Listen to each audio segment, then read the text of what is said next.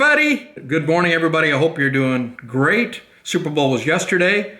Kansas City Chiefs pulled off a great win. 50 years since they did it. So that's exactly 50 years before Hank Stram.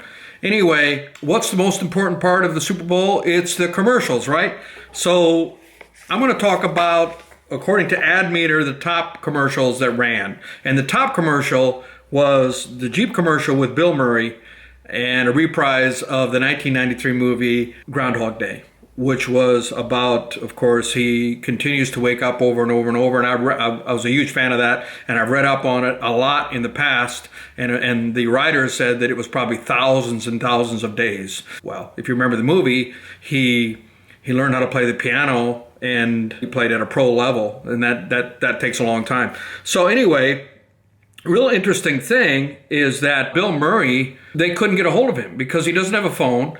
He's like 68, 9 years old. I mean, he's had a great storied career. He's very hard to get a hold of. He doesn't have a phone. He doesn't have an agent, doesn't have any web presence, and it's very hard to get a hold of him. And they decided, coincidentally, which is not really talked about, the Super Bowl was literally on Groundhog's Day, which happens like every 50 years. So, I mean, it was just a perfect storm that created this opportunity. And Jeep said, we're not going to do this commercial unless we can have Bill Murray because he's Groundhog Day. So they're trying to reach out to him. And this is like shortly before the Super Bowl. And actually, they finally did reach him, and they finished filming a week before the Super Bowl, which you just don't do that. I mean, we're spending $6 million for a 30-second ad. You don't usually just rush it together. But Jeep pulled it together, and they got a hold of Bill Murray. And the way they did it is, I mean, Bill Murray is off the grid, but he has friends. And his friends have phones. And so they figured out who some of his close friends were, reached out to them, got a hold of Bill, convinced Bill to do his first commercial ever, national commercial ever, and he says his last. It reprised the movie, and they brought back some of the actors like Stanley Tobolowsky, who played Ned, it's Ned Ryerson, one of my favorite minor characters in a movie. And I have a connection, very, very, very tiny connection to Groundhog Day. I was on the set in 1993, or, well, early 90s. I don't remember the exact, I might have been on the set in 92 because it came out in 93, in Woodstock, Illinois, which is where they filmed it. And coincidentally, I was a very young salesperson, and I had a client there who I was serving, and I remember going there, and Woodstock's a tiny town, and they have a center square, and they were filming when I was there, and there was a whole crowd of people with the mic boom stands and everything. I mean, I didn't get close to it, and I could see Bill Murray from a distance across the square. So that's the closest I got. I mean, but they completely reset all of we ate in a restaurant that is featured in the movie. I think there's some dramatic stuff that happens in that cafe. Doesn't he? I'm trying to remember now. Doesn't he spill some food? We actually ate in that cafe. They rebranded it because they wanted to have a fictitious name, and it was pretty cool to be there on set. And it's an iconic movie, phenomenal movie. Reprising it, how many years later?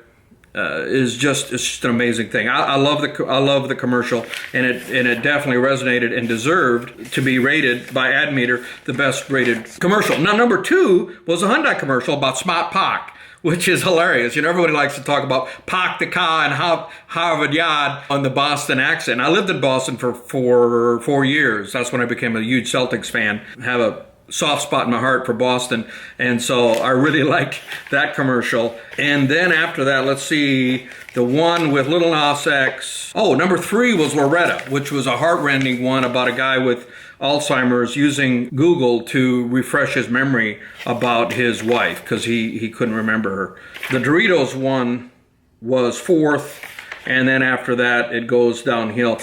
I don't remember them, but those are the big 4 that won according to the AdSense, USDA AdSense voting.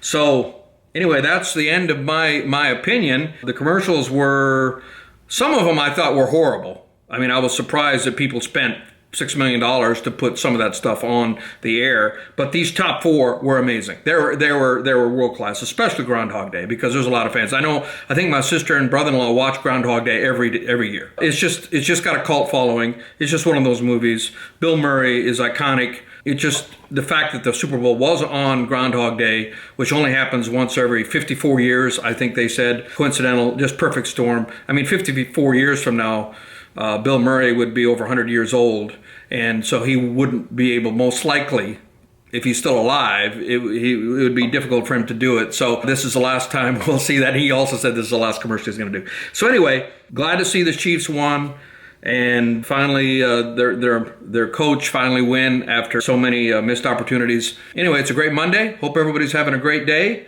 and I wish you all a wonderful week. We'll see you next time. Hey, thanks for watching my video. Please remember to like, subscribe, and follow below. See you next time.